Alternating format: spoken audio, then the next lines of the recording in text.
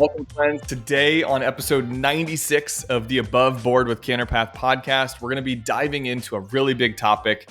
It's called the burden of your expectations. Now, this discussion is probably going to turn into a personal therapy session about my own struggles, but I think we can all relate to carrying this weight. We apply so much pressure to ourselves to do more and to be more that eventually it takes a toll on us. Having expectations for yourself like this, or even for others, is a very natural and inevitable part of life.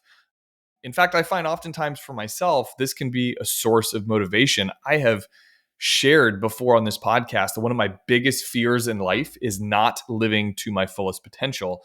What I believe and know in my heart of hearts that I'm capable of, but this can come with some downside, its own set of consequences. Expecting too much of ourselves can lead to feelings of burnout or feelings of failure. And I think constantly striving for perfectionism can take a psychological toll as we become overly critical of our own selves and our own accomplishments. So the same can be said for expectations of others. In fact, that can lead to disappointment, resentment, or even broken relationships if they're not met. And so I think it's very important to be aware of such expectations. Now, something I've learned about myself recently, something else, if you've listened to the podcast, you've heard me share, is that I am an Enneagram type 3, which is coined the achiever. And if anyone's taken the Enneagram test, or actually if you haven't, I would encourage that you do so. Because for me, I learned a lot about myself. A lot really clicked. This personality type called the achiever is often someone that identifies as being very ambitious to improve themselves and literally just be the best version of themselves that they can be. And so I very much identify with this issue of perfectionism in the way that I conduct myself in meetings or in presentations or on this podcast, or how I parent, or how I'm a spouse in our household. All of these things are very important to me. And now it still is, but it wasn't until recently that I started navigating away from these just very unrealistic and unfair expectations of myself. So I'll give an example. In a conversation with a friend of mine, I was actually sharing with her what my day looked like. So I was explaining how these like in between moments in life where you're driving, from picking my kids up from school and then going to karate class or whatever, these in between moments are sandwiched with listening to podcasts on 1.5 speed or reading books about entrepreneurship or financial planning, things of that nature. And she finally stopped me and she just said, "John, you are enough. All the work you've done, all the learning that you've done, you've achieved enough." And now I'm a big believer in being a lifelong learner, but I don't, and I don't think her idea was really conflicting with that. She was kind of just going on to share that sometimes the bigness of your expectations can drive you to doing too much, and you have to remind yourself that you're enough. And right now, in this moment, you're enough. And I found that for me to be a very useful way to cope with this perfectionism mentality that sometimes places just too much stress upon myself. I do want to be clear about something though. Expectations can have a profound and positive impact on our productivity and our motivation. I think setting big goals can help you achieve things that you never thought were possible. I think, focusing solely on the end result can lead to neglect of the journey and its accompanying lessons though. And that's something that unfortunately I do often. I've learned a lot from Matt and Rich, both on this podcast and in private conversations, that through their eyes, the journey is actually more valuable than the actual destination. And I don't know about you, but I can't tell you how many times I've set a goal for myself that was ultimately rewritten along the way because I learned something new about myself, or I realized maybe that goal was no longer serving me well. And it's really important to give yourself the grace to maybe recognize this or to learn from mistakes and embrace the journey instead of worrying whether or not you hit your stated goal.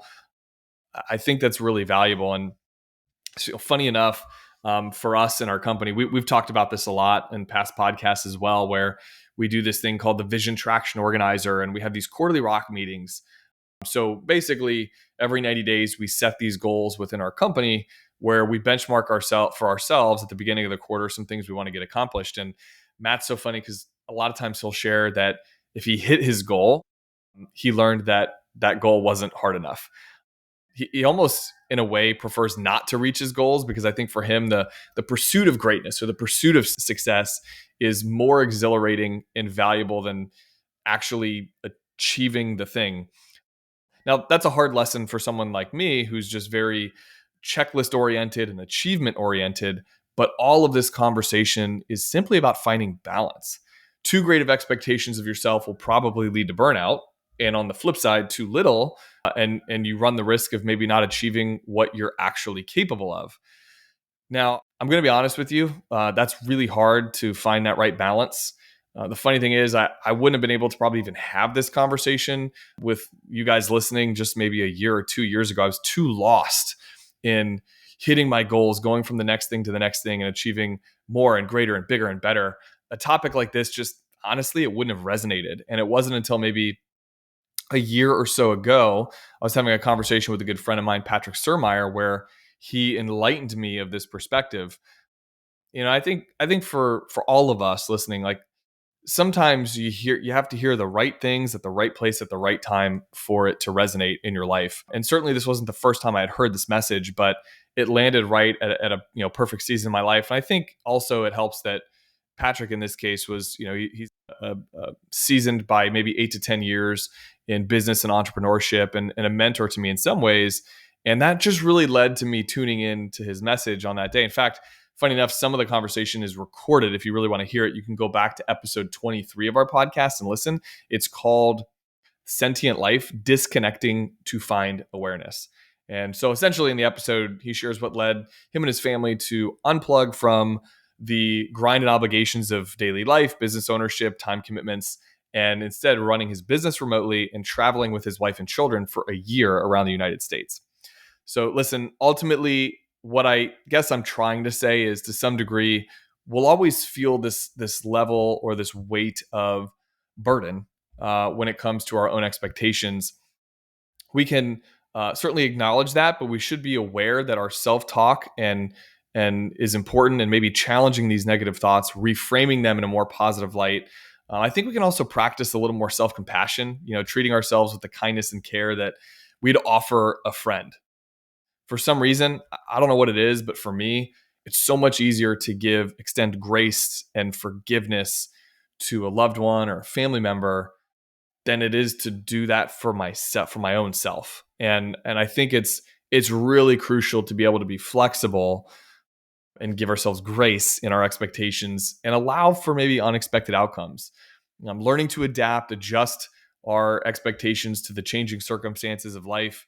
That can lead to greater resilience and maybe even a better outlook on life, or be like Matt, where for Matt, the journey and the pursuit is more exciting for him because the destination is just a byproduct of that hard work, and he has great awareness that to help him recognize this, that his goals and needs will shift to align with his current priorities. And I think that's an amazing skill to embrace the journey rather than the destination, and focus on the process and the accompanying lessons instead of simply the end result.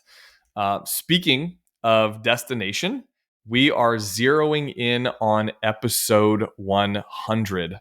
100 episodes. I literally can't even believe it.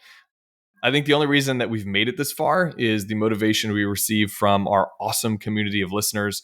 So I want to thank you for supporting us, for inspiring us to basically keep creating and recording this podcast. And before we wrap up, I do want to mention one thing. Be sure to like and subscribe to our podcast and our YouTube channel, which you can find at Candor Path.